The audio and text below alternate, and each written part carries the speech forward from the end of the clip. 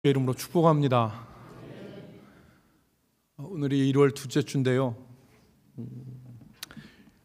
여러분 다리 아시죠? 우리가 길을 가다가 이렇게 만나는 다리를 한번 생각해 보십시오. 다리 중에서 뭐 흔한 다리 말고 인천 공항을 가다 보면은 바다에 이렇게 다리가 놓여 있습니다. 우리 인천대교라고 그렇게 우리가 부르잖아요. 그 인천대교는 바다 위에 고속도로가 나 있는 거예요.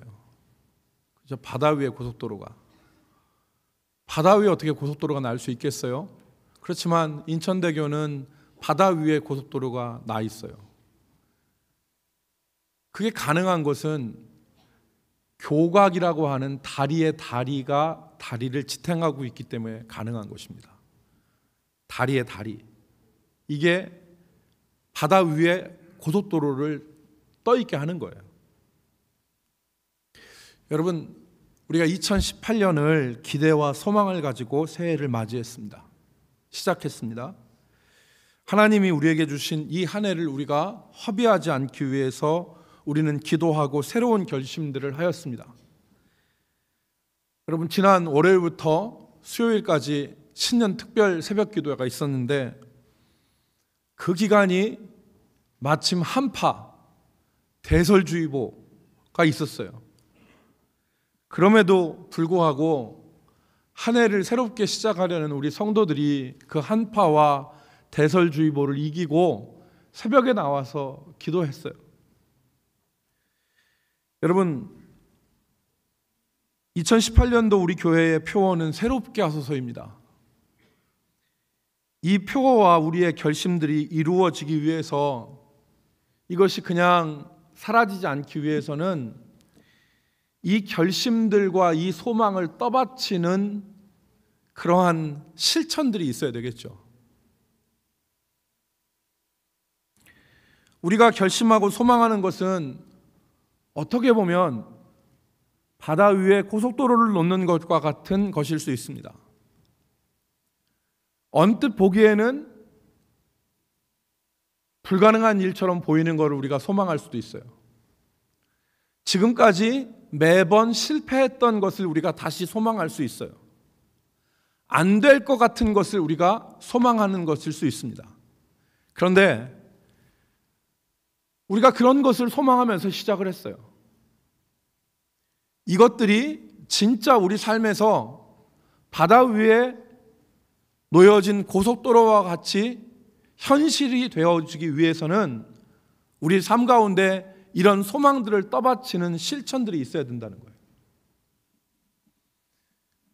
히브리서 기자가 믿음에 대해서 얘기했습니다. 믿음은 바라는 것들의 실상이요, 믿음은 우리가 바라는 것들을 떠받치는 다리다. 우리가 소망하는 것이 있으면 믿음으로 우리는 믿음이 그 소망하는 것을 떠받치는 다리의 다리, 교각과 같은 것이다. 믿음은 바라는 것들의 실상이요 보지 못하는 것의 증거시라. 그리고 하나님은 시편 81편 10절에서 말씀하셨어요. 같이 따라합시다. 내 입을 크게 열라 내가 채우리라. 내 입을 크게 열라 내가 채우리라 그랬어요. 그러니까 우리가 하나님 앞에서 선한 뜻을 가지고 소망하며 결심하며 시작한 것이 우리 스스로, 우리 홀로 그것을 이루어가기는 어려워 보이지만 내 입을 넓게 열라 내가 채우리라고 말씀하신 하나님과 동행하면 그것이 바다 위에 떠 있는 다리와 같이 될 줄로 믿습니다. 하나님이 함께 하시면, 정말 하나님이 함께 하시면, 그래서 우리 교회도 새롭게 하소서, 저도 교회를 새롭게 하소서, 이 소망을 가지고 교회도 바라보고 제 삶도 바라봅니다. 그래서 어떻게 하면 우리 교회가 새로워질까 생각하고 어떻게 하면 내 삶이 새로워질까 생각을 해요. 그래서 작년에 한 10월 달에 이 목표를, 우리 표어를 정하면서 고심을 했어요. 과연 어떻게 하는 것이 새로워지는 것의 실천이 이 새롭게 하소서라는 소망을 떠받칠 수 있는 다리가 될 수 있을 것인가? 그것을 생각하면서 4가지를 정해봤어요. 그 4가지가 저기 앞에 있는 표에 나온 4가지 실천사항이에요. 저 4가지가 우리의 삶의 중심이 되지 않을까? 우리의 새롭게 어서서라는 다리를 떠받치는 그런 교각이 되지 않을까라는 생각을 했습니다. 그 첫 번째가 말씀을 읽는 기쁨이에요. 성경 일독. 우리의 삶이 새로워지기 위해서 우리가 하나님 말씀을 가까이 해야 되지 않겠냐. 그래서 성경 일독, 말씀을 읽는 기쁨. 두 번째가 영혼을 품는 수고. 1인 1전도인데 여러분, 사람이 어디를 바라보느냐에 따라서 사람의 삶이 달라지죠. 우리의 영혼을 바라보는 이 전도 중심적, 영혼 구원 중심적인 그런 삶이, 마음이 되어야 됩니다. 세상에 있는 것을 바라보는 것이 아니라. 그래서 한 영혼을 품는 수고를 하자. 세 번째가 교회를 세우는 보람입니다. 한 사람이 한 사람 봉사. 우리 찬양대를 여러분 보세요. 우리 찬양대가, 호산나 찬양대가 찬양을 했는데 우리 정말 인물들이 훤하죠. 인물들이 훤하지 않습니까? 그런데 여기 보세요. 남자분들이 뒤에서 한 줄 있고 그 다음 줄에 하나, 둘, 셋, 4명밖에 없어요. 이게 우리 찬양대, 호산나 찬양대, 우리 대전 남북교회 메인 찬양대. 그러니까 하나님이 내게 주신, 그러니까 지난번에 제가 말씀드렸어요. 1인 1봉사하자. 한 사람이 한 가지 이상 봉사하자. 교회를 세우는 보람을 느끼자. 네 번째가 주께 드리는 감사예요. 주께 드리는 감사. 하나님께 우리가 11조와 감사 생활을 회복하자. 여러 가지 상황 가운데서 11조와 감사 생활을 하지 못한 우리 성도들이 있는데 우리가 이것 감사 회복하자. 이걸 통해서 우리가 새롭게 되고자 우리가 다짐하고 생각했습니다. 여러분, 오늘 그래서 저는 앞으로 이 부분에 대해서 앞으로 여러분들과 같이 말씀을 나누기를 원하고요. 오늘은 첫 번째로 말씀을 읽는 기쁨에 대해서 같이 생각해 볼 것입니다. 하나님의 말씀, 성경이죠. 이 말씀을 우리가 읽을 때 기쁨을 누리고 이 말씀을 읽을 때 우리 영혼이 새로워집니다. 여러분, 우리가 이 말씀을 읽어야 되는 이유는 이 말씀 안에 구원에 이르는 지혜가 있어요. 그리고 하나님의 사람들을 가르치는 교훈들이 여기에 있습니다. 그래서 요한계시록 1장 3절 말씀에 보면 이 예언의 말씀을 읽는 자와 듣는 자와 그 가운데 기록된 것을 지키는 자들이 복이 있도다 그랬습니다. 읽는 자와 듣는 자와 그리고 그 가운데 기록한 것을 지키는 자가 복이 있다. 읽는 것이 기본이 돼야 되죠. 읽는 것이. 그런데 의외로 많은 사람들이 하나님의 말씀을 읽지 않습니다. 진짜 개인적으로 읽지 않아요. 그리고 읽어도 유익하지 못하게 읽어요. 오늘 저는 하나님의 말씀을 읽는 것과 또 어떻게 하면 유익이 되게 읽을 수 있느냐라는 것을 말씀드리려고 했는데 유익한 것은 오늘 이 시간에 말씀을 못하겠습니다. 다음번에 하기로 하고, 먼저 사람들이 읽지 않는 것은 2가지 원인 때문이라고 파악이 됩니다. 첫 번째는 포기하는 거예요. 지레 겁먹는 거죠. 너무 분량이 방대하고 내용도 쉽지 않으니까 아예 포기하는 것입니다. 아예 안 읽는 거. 내가 이게 성경을 읽는 건 불가능하다. 아예 안 읽어요. 이건 왜 그러느냐? 가치를 몰라서 그래요. 가치를. 말씀의 가치를 몰라서 안 읽는 겁니다. 여러분, 아파트 사시는 분도 있겠지만 여러분이 개인주택을 사신다고 생각해 보시고 여러분 마당이 있다고 생각해 보십시오. 마당이 있어요. 마당이. 여러분 집에 마당이 있습니다. 마당이 있는데 그 마당에 어마무지한 금맥이 묻혀 있어요. 그런데 깊이가 20m야. 20m 밑에 어마무지한 금맥이 묻혀 있어요. 안 팔 사람이 있습니까? 없습니까? 목사님, 저는 황금보기를 조상적부터 돌같이 해서 저는 안 팝니다. 전 돌처럼 봅니다. 이렇게 하는 사람 없어요. 포크레인 중장비 동원해서 마당 파헤쳐서 금맥을 20m 파고 들어가죠. 만약에 포크레인이나 중장비가 동원하지 못하는 상황이라면 삽들고라도 20m 팝니다. 오장로님, 파시죠? 파시죠? 파요. 팝니다. 금이 들어있는 걸 아는데 왜 안 파? 다 파죠. 우리가 성경을 안 읽는 것은, 관심이 없는 것은 가치를 모르기 때문에 그래요. 가치를 모르기 때문에. 두 번째, 성경을 읽지 않는 이유는 교만하기 때문에 읽지 않습니다. 성경을 한두 번 읽어서 내용을 파악하면 더 이상 성경에 관심이 없어요. 이런 분들은 성경을 자신의 영혼의 양식으로 생각하지 않고 사교의 도구로 생각하시는 분들이에요. 사교의 도구로. 내가 사람들을 교회에서 사람 사귀고 신앙생활하고 교회생활하는데 이 정도 성경을 알면 됐지, 여기서 더 하는 것은 시간 낭비다, 이렇게 생각하는 거예요. 그래서 안 읽는 거예요. 사교의 도구를 이미 가졌는데 더 읽는 것은 시간 낭비다. 오늘 우리가 읽은 시편 말씀은 우리가 성경을 가까이 해야 될 이유에 대해서 저와 여러분에게 깨닫게 해주십니다. 여러분 잘 아는 바와 같이 시편 1편은 복 있는 사람에 대해서 말씀하고 있어요. 복 있는 사람에 대해서. 누가 복 있는 사람이냐? 어떤 사람이 복 있는 사람이냐? 이거를 생각하게 합니다. 여러분 시편 말씀의 행간을 읽지 않고 표면적으로만 읽으면 복 있는 사람은 뭐라고 얘기합니까? 악한 자들의 꾀를 따르지 아니하고 자인들의 길에 서지 아니하고 오만한 자들의 자리에 앉지 아니하고 오직 여호와의 율법을 즐거워하여 그 율법을 주야로 묵상하는 자로다, 이렇게 말합니다.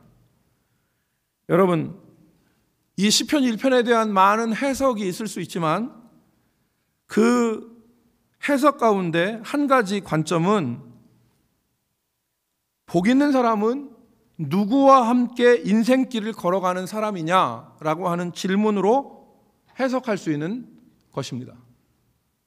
시편 1편을 누구와 함께 길을 갈 것이냐라고 하는 시각을 가지고 시편 1편을 보면 시편 1편이 보입니다. 여러분 우리는 우리가 살아가는 인생이 길을 가는 것과 같다는 것을 비유를 통해서 많이 얘기합니다. 목적지를 향하여서 가는 길, 그 길인데 여기서 중요한 것이 누구와 함께 길을 가냐는 거예요. 시편 1편은 두 종류의 동반자를 우리에게 소개합니다. 첫째 동반자는 힘 있는 다수의 사람들입니다. 힘 있는 다수의 사람들. 1절에 소개된 사람들을 보십시오. 이 사람들은 악인들, 죄인들, 오만한 자들입니다. 복수죠. 이 사람들은 힘이 있는 사람들입니다. 이 사람들과 함께 가는 것, 그 사람들과 함께 가는 것 소개하고 있는데 이들과 함께 길을 가게 되면 망합니다. 망합니다. 하나님이 싫어하지 않으세요. 싫어하시는 거예요. 하나님이 싫어하세요. 그렇지만 여러분 현실적으로 보면 망할 것 같지 않습니다. 전혀 그렇게 안 보입니다. 악인들은 꾀를 가지고 있습니다. 악인들이 꾀를 가지고 있어요. 이 꾀는 어떤 사건을 뒤집을 수 있어요. 안 되는 것을 되게 만듭니다. 악인의 꾀가. 불가능한 것을 뒤집어서 가능하게 만들 수 있어요. 그것이, 그 능력이 있는 게 악인의 꾀입니다.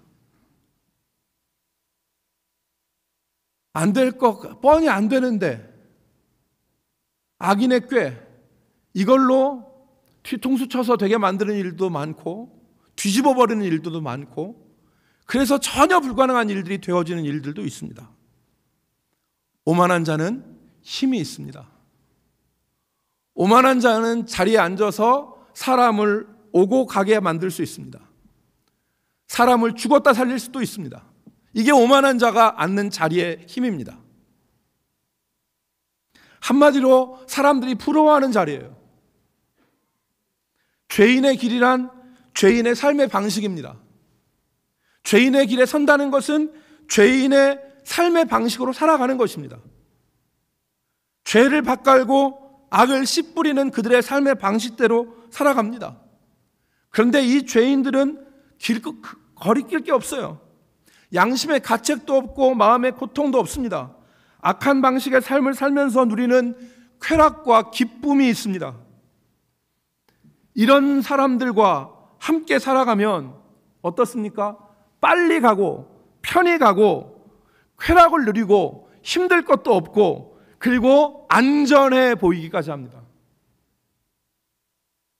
언뜻 보기에는 이런 길을 왜 안 가? 안 가는 게 바보지. 그렇게 말할 정도로 괜찮은 길입니다. 그런데 시편 기자는 이 길에 대해서 긍정적이지 않습니다. 단언하는데 6절 말씀의 하반절에 그 길은 망한다 그랬습니다. 무릇 의인의 길은 여호와께서 인정하시나 악인들의 길은 망하리로다 그랬습니다. 그들이 비록 힘이 있고 능력이 있고 안정적으로 보이고 빨리 가고 그렇지만 그들의 실상은 바람에 나는 겨와 같다고 그랬습니다. 바람에 나는 겨와 같다. 곡식을 탈곡하는 과정에서 알맹이를 벗겨낸 껍데기, 이게 겨입니다. 그래서 악인들은 악인들끼리 뭉치고 서로 인정하고 그리고 서로 짝짝꿍이 되어서 살아가지만 그래도 그들은 바람이 불면 날려버리는, 날아가 버리는 겨와 같은 존재들이다. 이렇게 말하는 겁니다. 반면에 시인은 다른 동반자를 하나 소개하는데 그게 바로 여호와의 율법, 하나님의 말씀을 소개합니다. 복 있는 사람은 힘이 있고 안전해 보이는 악인들과의 동행, 그들의 삶의 방식을 거부하고 오직 여호와의 율법을 즐거워하여 그것을 주야로 묵상하는 사람, 즉 마음판에 새기는 사람이라는 얘기입니다. 말씀을 기억하고 사는 사람이라는 얘기입니다. 이 사람은 홀로 서 있습니다. 이 사람은 혼자입니다. 지지하는 사람이 없어 보입니다. 저가 의뢰하는 말씀은 될 것 같지도 않아 보이고 힘 있어 보이지도 않습니다. 그러나 그 말씀을 붙잡고 즐거워하면서 그 말씀을 주야로 묵상하면 그 사람의 삶에 축복의 일이 일어납니다. 마치 시냇가에 심은 나무가 철을 따라 열매를 맺으며 잎사귀가 마르지 아니하는 것 같은 형통의 복을 누리게 됩니다. 사랑하는 성도 여러분, 악인과 함께하면 망합니다. 우리는 친구를 잘 사귀어야 된다는 말을 자주 합니다. 누구와 인생길을 동행할 것이냐? 여러분 판단하고 선택해야 됩니다.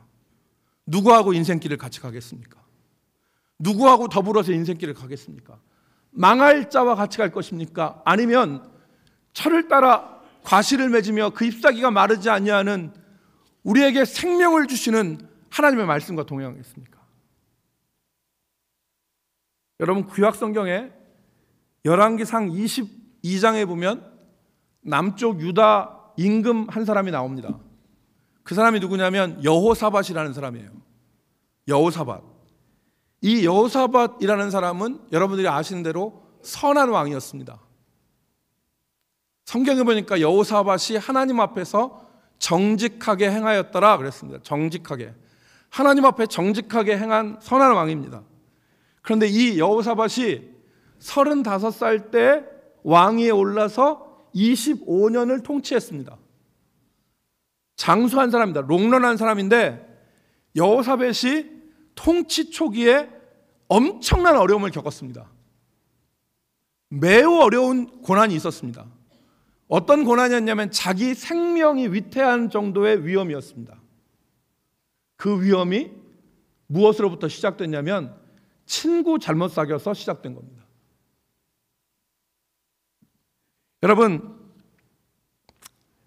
여호사밧은 북쪽 이스라엘의 아합과 혼인을 하여서 인척 관계를 맺습니다. 사돈이 되는 겁니다.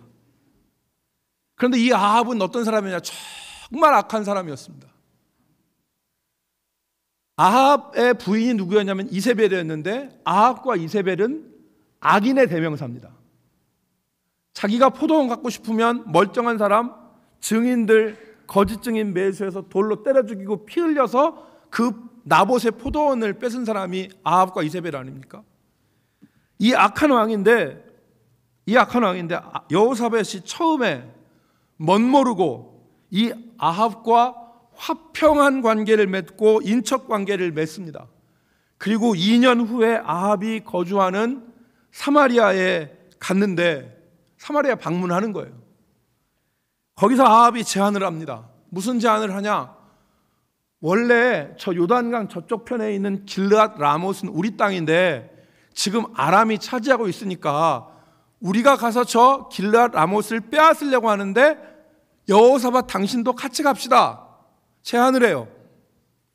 그러니까 여호사밧이 하나님께 한번 물어봅시다. 그렇게 얘기하는데 우여곡절 끝에 결국에는 여호사밧이 아합과 같이 전쟁에 나갑니다.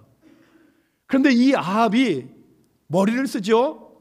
자기는 왕복을 입는 게 아니라 변장을 하고 나가고 여호사밧은 왕복을 입고 병거를 타고 가는데 모든 아람 군대가 누구를 표적 삼냐면 여호사밧을 표적 삼아요. 그래서 여호사밧을 집중 공격해서 타는 병거에 갖고 와서 여호사밧을 죽이려고 하니까 여호사밧이 내가 왕이 아니라고 얘기하면서 가까스로 목숨을 구합니다. 이 전쟁에서 아합은 죽습니다. 여호사밧은 목숨을 구합니다. 천심 가까스로 목숨을 구해요. 그리고 자기 나라로 돌아오는데 재미있는 것은 시간이 흐른 후에 아합의 아들이 아하시아인데 아하시아가 여호사밧한테 제안을 하나 합니다. 뭐라고 제안하냐면 여호사밧이 다시스에서 배를 만들어서 오빌이라고 하는 곳에서 금을 캐러 가는데 아하시아가 제안을 합니다. 당신의 종들이 갈 때에 내 종들도 같이 가게 해주십시오. 그러니까 여호사밧이 오빌에 금을 캐러 가는데 그 배를 만들어서 금을 캐러 가는데 거기에 같이 숟가락 얹겠다는 겁니다. 같이 동업하자는 얘기예요. 그런데 이때 여호사밧이 뭐라고 했냐면 허락하진 않아요. 노라고 얘기합니다. 여러분 생각해 보세요. 왕이 전쟁에 동참하는 것이 쉬운 결정입니까? 아니면 금 캐러 갈 때 자기 사람들 같이 동행시키는 게 더 쉬운 결정입니까? 금 캐는 게 훨씬 쉬운 결정이죠. 그런데 여호사밧이 거절해요. 열왕기상 22장 49절 말씀을 보십시오. 열왕기상 22장 49절에 보니까 아합의 아들 아하시아가 여호사밧에게 이르되 내 종으로 당신의 종과 함께 배에 가게 하라 하나. 그 다음 뭐라고 했습니까? 여호사밧이 허락하지 아니하였더라. 여호사밧이 왜 허락하지 않았습니까? 악인과 함께하는 것이 얼마나 위험한 일이라는 것을 비싼 수업료를 주고 배웠기 때문에 그런 거예요. 아, 악인과 함께하면 망하는구나. 하나님이 기뻐하지 않는 일을 하게 되면 망하는구나. 이거를 배워서 좋은 게 좋다고 금 캐러 가는데 우리 신하들도 나도 좀 같이 갈게. 그럼 어지간하면 그럽시다. 같이 갑시다. 하겠는데 여호사밧이 아니라는 거예요. 왜? 악인과 함께하면 망한다는 것을 비싼 수업료 주고 배웠어.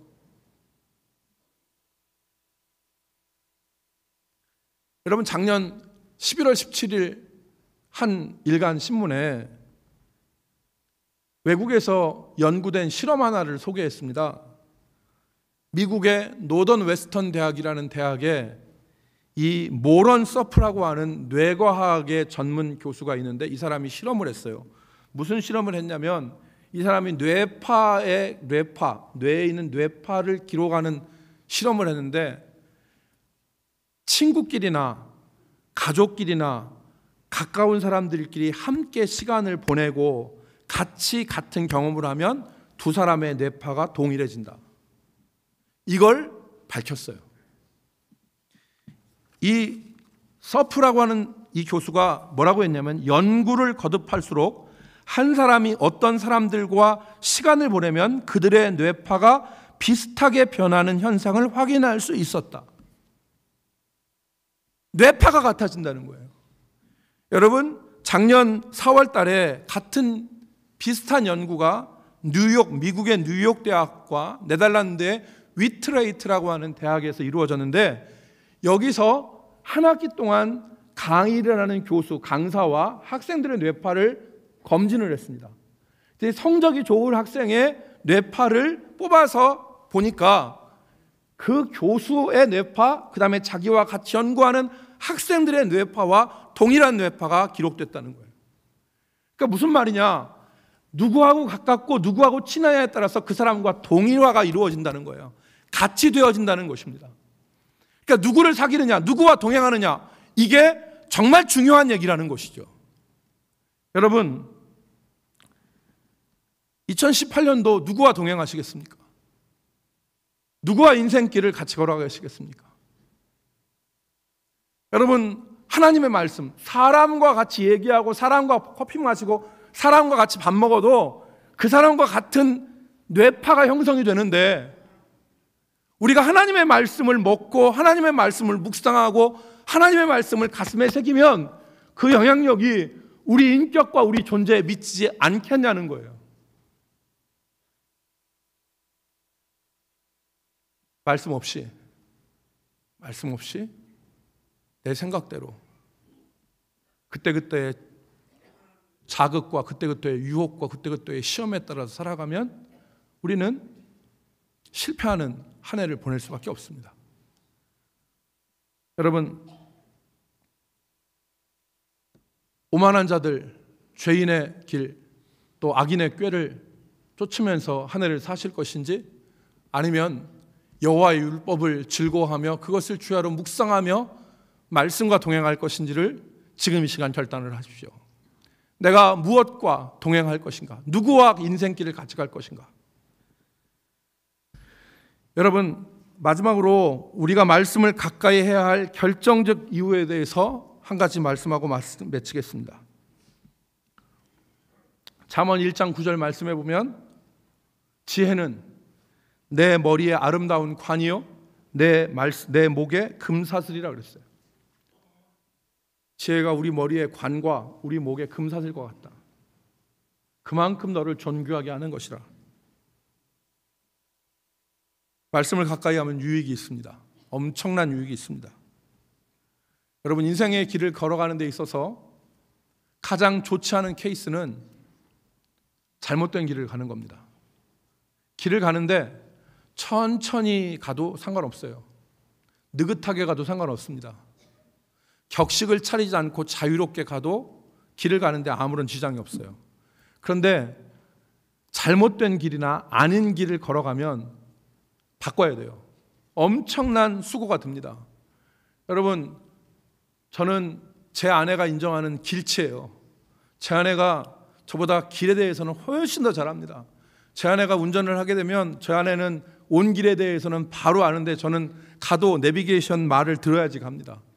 그런데 그 운전을 하고 가는데 내비게이션이 오른쪽으로 빠지라면 오른쪽으로 빠져야 되잖아요. 오른쪽으로 빠져야 되는 오른쪽으로 안 빠지고 가면 이게 엄청난 수고가 듭니다. 고속도로에서 한번 잘못된 방향으로 가면 10분을 더 가야 돼요. 10분을 더 가서 톨게이트에서 나와서 다시 유턴해서 와야 되는데 가는 것만 10분이지 오는 건 10분이니까 저처럼 성질 급한 사람이 20분을 딴 길을 걸어보세요. 얼마나 이게 마음이 그런지. 잘못된 길을 가면 엄청난 수고와 대가가 들어갑니다. 여러분, 그런데 성경은 우리가 인생길에서 잘못된 길을 걸어가지 않도록 우리를 붙잡아 줍니다. 그게 성경의 유익입니다. 디모데후서 3장 16절 말씀에 모든 성경은 하나님의 감동으로 된 것으로 교훈과 책망과 바르게 함과 의로 교육하기에 유익하다 그랬어요. 여기 교훈과 책망과 바르게 함이라 그랬습니다. 지난주에 저는 어떤 일과 관련돼서 내수동 교회의 원로 목사이신 박희천 목사님을 만났습니다. 한 2시간 반 정도 독대를 하면서 긴밀한 얘기를 했어요. 여러분, 박희천 목사님은 올해 92이셨습니다. 92이셨는데 말씀하시는 거나 기억이나 이런 데서 장애가 없더라고요. 건강하신 편이더라고요. 이 박희천 목사님은 우리가 잘 아는 여러 목사님들을 길러낸 분이죠. 사랑의 교회 오정현 목사님, 남서울교회 우리 교회 부흥에 오셨던 화종부 목사님, 부산 부전교회의 박성규 목사님, 그리고 삼일교회의 송태근 목사님, 그리고 열린교회 김남준 목사님, 이런 분들이 다 내수동교회 교육자들 출신이잖아요. 그분들이 하나같이 얘기하는 게 뭐냐면 박희천 목사님이 참 인격이 대단하시다는 거예요. 인격이. 지금도 그 내수동교회 출신들은 같이 모입니다. 그래서 목사님 존경하는데, 제가 이제 이 목사님하고 2시간 반을 얘기를 했어요. 2시간 반 동안 얘기를 했는데 이분이 보통 분이 아니더라고요. 이분이 하루에 성경을 4시간 읽는 걸로 유명합니다. 정독을 해요. 정독을 하는데 이분이 저한테 그러더라고요. 저는 자신은 1950년이니까 지금부터 한 67년 전이죠. 50년서부터 성경을 읽었는데 하루에 시편은 5편, 잠언은 1장 읽었대요. 그러면 한 달에 시편을 한 번 읽을 수 있고 잠언을 한 번 읽을 수 있다는 거예요. 시편이 150편으로 되어 있으니까 하루에 5장이면 한 달이면 시편 한 편을 보고, 잠언은 30장으로 되어 있으니까 이게 읽는다는 거예요. 그래서 지금까지 계속 그걸 읽었는데 유익이 뭐냐? 그랬더니 이 말씀을 하시더라고요. 교훈과 책망과 바르게 함. 자신은 성경에서 교훈도 받고 책망도 받았대요. 성경을 읽으면 교훈도 받고 책망도 받고, 그리고서 잘못 갔을 때, 삐뚤어졌을 때 바른 길로 인도하는 그 유익을 받았다는 거예요.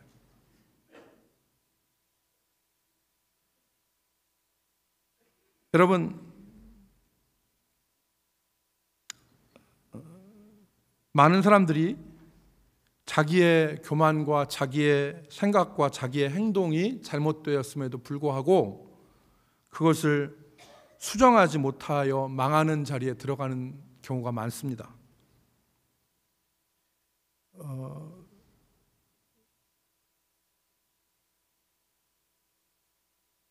사람이 그렇죠. 고쳐지는 것이 쉽지 않아요. 그런데 성경을 읽고 성경을 진지하게, 성경에서 말씀하시는 주의 음성을 듣는 사람은 이게 고쳐져요. 성경이 교훈과 책망과 바르게 함의 역사가 있기 때문에. 이것이 없으면 궤도 수정이 안 되는 거잖아요. 멀리서 예를 찾아볼 필요가 없습니다. 여러분, 지난 정부, 박근혜 정부가 소위 콘크리트 지지층을 가지고 있다고 그랬습니다. 42%에서 46%의 지지층은 어떤 일이 있어도 여론조사에 보면 박근혜 정부를 지지한다고 했어요. 그런데 그 콘크리트 지지층이 깨지지 않았습니까? 그 지지율이 떨어진 것뿐만 아니라 임기가 되기 전에 정권이 바뀌어버렸어요. 왜 그런 일이 일어났습니까? 자기 분열. 그러니까 자기 분열과 수정이 없는 오만함, 자기 반성이 없는 오만함, 이것이 정권을 교체하는 이런 역사적 일들을 만들지 않았습니까? 사람은 일반적으로 자기 자신에게는 관대해요. 남에게는 엄격해도 자기 자신에게는 관대합니다. 그러니 자기 잘못의 허물과 자기 잘못은 보이지 않고 보여도 간과하기 쉽습니다. 그러나 성경은 끊임없이 우리에게 말씀해요. 우리에게 계속해서 소리칩니다. 바른 길을 가라고. 이게 성경의 유익이에요. 그래서 이 말씀을 가까이 하고 이 말씀을 마음으로 듣고 이 말씀을 붙잡는 사람은 유익을 얻습니다. 그래서 이것이 가치가 어느 정도 되느냐? 네 머리에 아름다운 관과 네 목에 금사슬이다. 여러분, 우리가 이 말씀을 왜 읽어야 되느냐? 하나님의 말씀을 왜 읽어야 되느냐? 1년에 여러분 하루에 서너 장 읽으면 1년에 우리가 성경 읽도 갈 수 있어요. 그래서 여러분 지금 주보에 보면 말씀 하단에 보면 이번 주에 여러분들 읽어야 될 성경 분량이 여기 기록되어 있습니다. 이것 따라서 읽으세요. 앞으로 매주마다 여기다가 기록을 할 텐데, 그래서 여러분들 그 성경 읽기표 나눠드렸잖아요. 성경 읽기표 없으신 분은 사무실에 가면 성경 읽기표가 있습니다.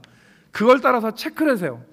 이번 주에는 창세기 1장부터 20장, 신약은 마태복음 1장부터 10장까지 읽는 거예요. 왜 이걸 읽어야 되느냐? 잠언 1장 24절부터 25절 말씀을 한번 보겠습니다. 잠언 1장 24절로 25절. 잠언 1장 24절 25절 말씀을 같이 읽겠습니다. 내가 시작. 내가 불렀으나 너희가 듣기 싫어하였고 내가 손을 폈으나 돌아보는 자가 없었고 도리어 나의 모든 교훈을 멸시하며 책망을 받지 아니하였은즉. 아멘. 여기 보면 평상시에 이 지혜가 소리치고 부르고 시장 어귀에서 부르고 길거리에서 부르고 침상에서 부르고 하나님의 사람들에게 매번 불러도 사람들이 듣지 않는 거예요. 외면하는 겁니다. 오히려 말씀을 멸시하고 짓밟는 거죠. 어떤 현상이 나타납니까?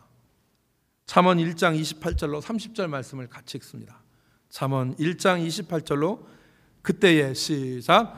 그때에 너희가 나를 부르리라. 그래도 내가 대답하지 아니하겠고 부지런히 나를 찾으리라. 그래도 나를 만나지 못하리니 대저 너희가 지식을 미워하며 여호와 경외하기를 즐거워하지 아니하며 나의 교훈을 받지 아니하고 나의 모든 책망을 업신여겼음이라. 여러분, 이건 하나님 우리가 기도해도 안 들으시겠다 그 말이 아니에요. 위급한 순간을 만나서 지혜를 찾고 어떻게 살지를 허둥지둥하고 구해도 지혜를 못 구한다는 거예요. 왜? 평상시에 말씀을 멸시하고 평상시에 지혜 듣기를 거부한 너희들에게 갑자기 순간에 이런 지혜가 오겠느냐? 그러므로 하나님의 말씀을 주야로 묵상하는 것, 하나님 말씀을 즐거워하고 이 말씀을 주야로 묵상해서 마음속에 품는 자가 지혜롭게 교훈과 책망과 바르게 함으로 인도되는 것입니다. 여러분, 성경은 생필품이 돼야지 캠핑용품이 돼서는 안 됩니다. 성경은 생필품이 돼야지 캠핑용품이 돼서는 안 돼요. 1년에 여름에 한두 차례 캠핑 갈 때 캠핑용품 꺼내서 사용하는 것처럼 성경은 1년에 한두 번 쓰는 캠핑용품이 아니라 날마다 사용하는 생필품이 돼야 돼요. 그래야 우리가 그 말씀으로부터 유익을 얻고 힘을 얻습니다. 여러분 도전하십시오. 여러분 결심하시고 이번 2018년에는 새로워지는데 무엇이 새로워지느냐? 말씀을 매일같이 읽는 새로움이 저 여러분들 삶 가운데 이루어지기를 주의 이름으로 축복합니다. 기도하겠습니다. 아버지, 우리가 주의 말씀을 즐거워하며 그것을 주야로 묵상하게 하여 주시고 우리 가슴에 새겨서 이것이 교훈과 책망으로 우리를 바르게 하는 유익을 누리게 하여 주시옵소서. 아버지, 결심하는 그 심령마다 주님이 함께 하시고 은혜를 부어주실 것을 간절히 소망하며 예수님의 이름으로 기도 올리옵나이다. 아멘.